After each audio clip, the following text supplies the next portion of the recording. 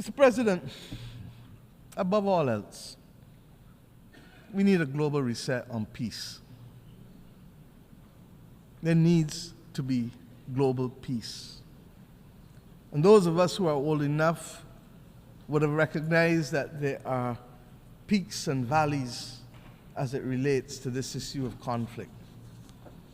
There are few areas where the world is more in need of the United Nations acting as the United Nations to secure the objectives of the Charter than in the area of peace and security. The silence that has engulfed Sudan is unacceptable and may well be rooted in the racism that the world still carries as a badge of honor from the victories of the last great war of the World War II. The actions in Myanmar cannot continue. Ukraine has sucked more oxygen out of the global community and the global financial system than any of us can appropriately accept at the very time when the world needs to be applying its resources and efforts to fight in the greatest crisis known to mankind. And the spread of the war from Gaza to the consequences in the West Bank to now clearly what is happening in Lebanon as we speak with Israel, all of these are but the tip of an iceberg of death, violence, and instability, and robs the global community of oxygen and resources at the very time when we need it most in a strategic way. We all know, as students of history, that even the longest war in history came to an end. These wars, yes, they too will come to an end. But the question is when and at what cost, and without much loss of life, with how many children not being able to be either given the chance to live or will now live with memories of war that will affect their every action for the next 60, 70, 80 years of their lives.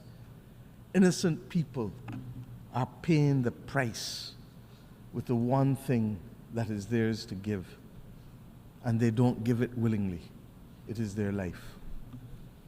Unless we address the root causes of these wars, one by one, and the manners in which they are being sustained and financed, we will never know anything else other than war and rumors of war in these theaters.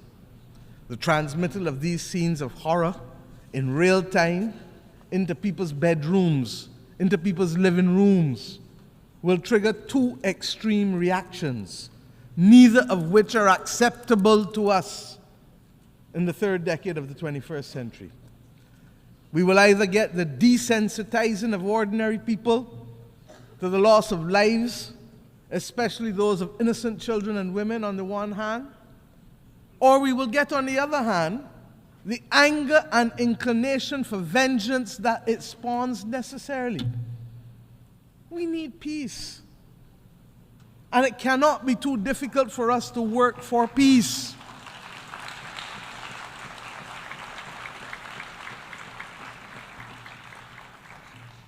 It is the same Bible that tells us in the stories of the Old Testament, much which has guided many people across this world.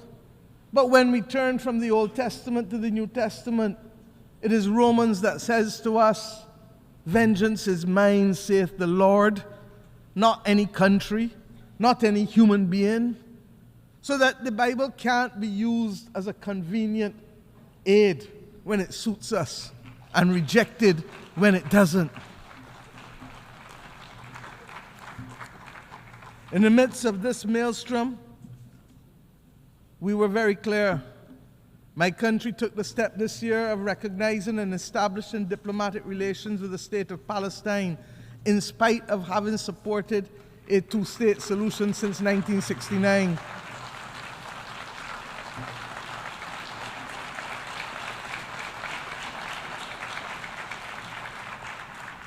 And we did this because it is clear to us that the state and people of Palestine, human beings, are entitled to full recognition by integration into and support from the international community.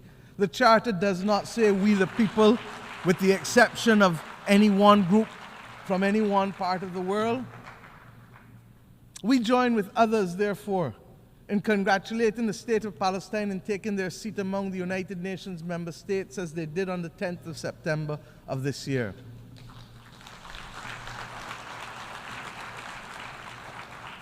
And let me be clear, we condemn the actions of Hamas on October 7th. But we equally and strongly deplore the humanitarian catastrophe in Gaza, which is the result of the disproportionate use of force by Israel. There is no justification for it. And that is why treaties exist governing the rules of engagement for war. Because we as human beings learned better and know better and committed to better. A two-state solution, no matter how elusive it may appear to be now, is the only answer. And I've said already this week that we have known difficult battles in mankind's history. But when we were in it, we didn't think we could achieve it. But we did. We abolished slavery. We removed apartheid in South Africa. These battles are not beyond our creativity, our capacity, and our resilience to resolve them.